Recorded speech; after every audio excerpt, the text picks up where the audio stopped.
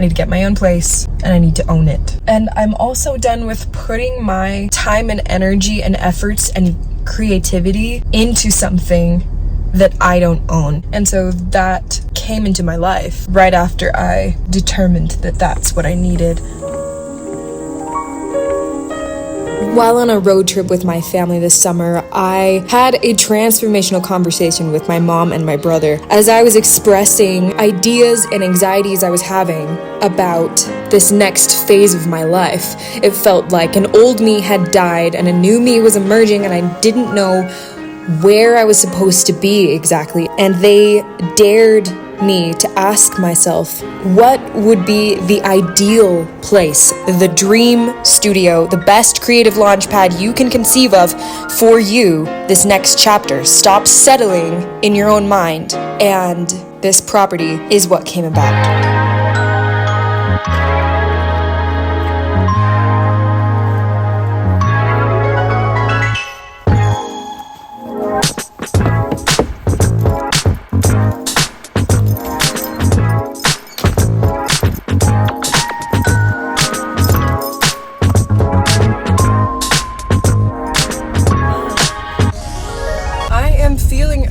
Today, I'm just feeling like inflamed and gross, and also like I haven't been on the plan lately.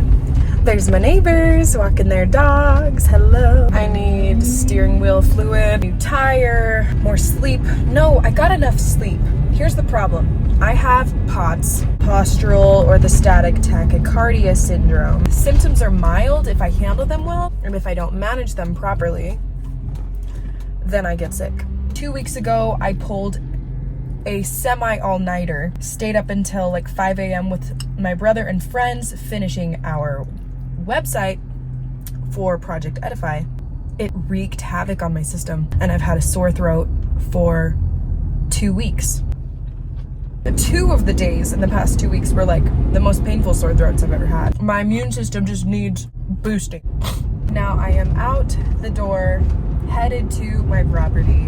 I'm gonna pick up a coffee for Jim first. Oh no, I'm passing Starbucks. Gotta turn back in. Everyone and their dog is trying to go in this drive-thru. Well, that gives me time to finish my food. My life right now feels very exciting. Also completely new and unknown territory. The bits of guidance that I've received are that I need to simplify my life, simplify my belongings, my routines, my diet, media usage, creative pursuits.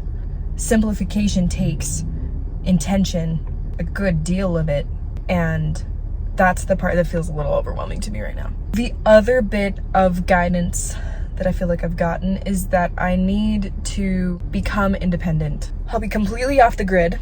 It's another aspect of independence that I didn't initially anticipate, but it's working out that way. So I got the coffee. I'm not doing that again. I have to go at an earlier time because that was ridiculous. Could also be the fact that it's Labor Day and everyone from the valley is up in the mountains because it's more fun to be in the mountains on holiday. It's more fun to be in the mountains every day. So we're making the fence, but we have to be able to see the other corner of the property from this corner here. And unfortunately, we have to butcher some trees in order to do it. Jim always thinks it's kind of funny, but I take after my mom when it comes to being devastated anytime a tree is cut down. But we also need a fence. Jim just looked at it through the scope and everything's looking good. It's actually a straight line. Amazing. I found this baby pinyon pine tree growing right through the middle of this scrub oak. And what's interesting is that this area is called Pinyon Valley Ranch after the pine trees that used to be all over the place, but then they all burned down in a fire a little while ago. So now all we're left with is juniper grasslands. You gotta have 2 places between this corner and that corner, 300 feet apart, where we're gonna have to put stakes. Well, we'll have to dig in posts. Oh, Can't use metal ones all the way. Gotta have something to pull against. makes sense. I'm wounded. Yeah. It came down really. That's a good. Smashed me. Yeah. Do you want a Band-Aid? Nope.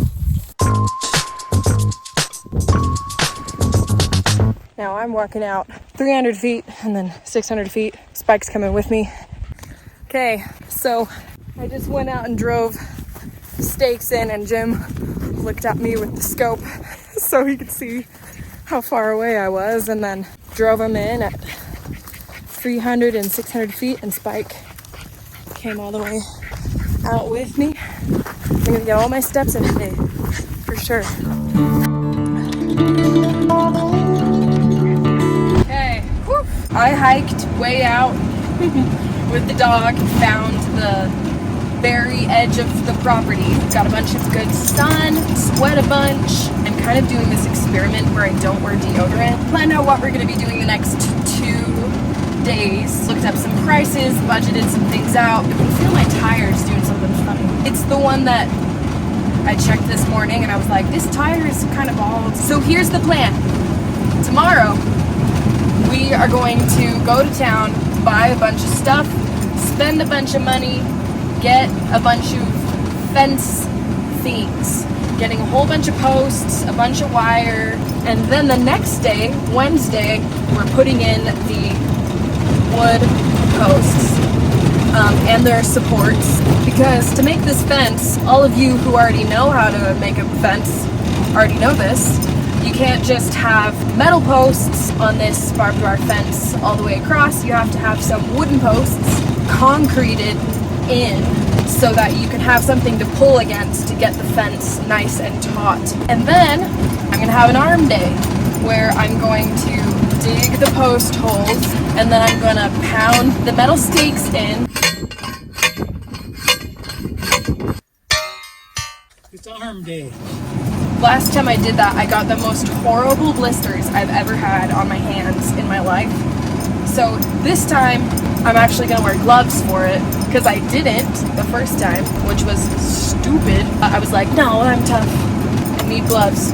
And I need a new pair of gloves. So Wednesday is gonna be a good day of labor. So bumpy. But here's my reality coming down my road. You finally get out there and it just hits you.